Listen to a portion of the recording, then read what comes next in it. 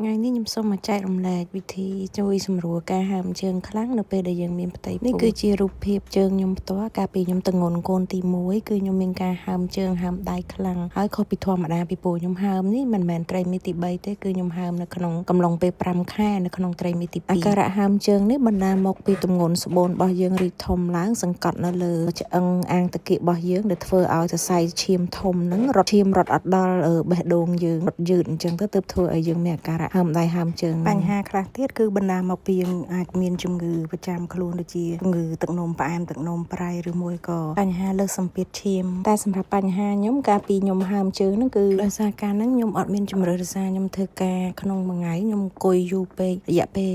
អាចថា10ម៉ោងទៅពី10ម៉ោងហើយបន្ទាប់មកខ្ញុំបានឈរយូររយៈពេលដូចជា3 4ទៅ5ម៉ោងក្នុងមួយថ្ងៃខ្ញុំអត់បានត្មេតខ្លួនសោះអញ្ចឹងហើយធ្វើឲ្យជើងខ្ញុំហើមខ្លាំងហើយដៃខ្ញុំក៏ហើមខ្លាំងដែរខ្លាំងនៅក្នុងកំឡុងពេលពោះ5ខែដូច្នេះបទពិសោធន៍នេះខ្ញុំចង់ចែករំលែកទៅម៉ាក់ដែលគាត់ទើបតែទងន់ដែលគាត់មានអាការៈដូចខ្ញុំគាត់អាចសម្រួលការហើមជើងបានហើយផ្លាស់ប្ដូរឥរិយាបថជាប្រចាំហើយកុំអង្គុយយូរពេកកុំឈរយូរពេកហើយត្រូវពាក់អាវអីឲ្យលងទលេកុំឲ្យហឹបយើងពិបាកអីចឹងណាឲ្យព្យាយាមពេលគេងអីយើងត្រូវគេងផ្អៀងទៅខាងឆ្វេងដើម្បីឲ្យអាសរសៃឈាមធំយើងនឹងហត់ទៅដល់បេះដូងល្អហេតុអីមិនខ្ញុំហ៊ាននិយាយអញ្ចឹងដូចជាក់ស្ដែងខ្ញុំកូនទី2ខ្ញុំទងន់7ខែហើយអត់មានការហើមជើងអីសំបីតែមិននឹងក៏ដោយសារឥរិយាបថរបស់ខ្ញុំខុសពីទងន់កូនទី1ដែរពួកដោយសារខ្ញុំកូនទី2នេះខ្ញុំអត់មានធ្វើការទេខ្ញុំនៅផ្ទះស្ត្រីមួយផ្ទះអញ្ចឹងឥរិយាបថរបស់ខ្ញុំនឹងមានផ្លាស់ប្ដូរដូចថាអង្គុយខ្ញុំអត់មានអង្គុយអីយូរទេគឺចលនារបស់ខ្ញុំវាមានស្មើនៅក្នុងមួយថ្ងៃខ្ញុំមានអង្គុយងើបឈរដើរ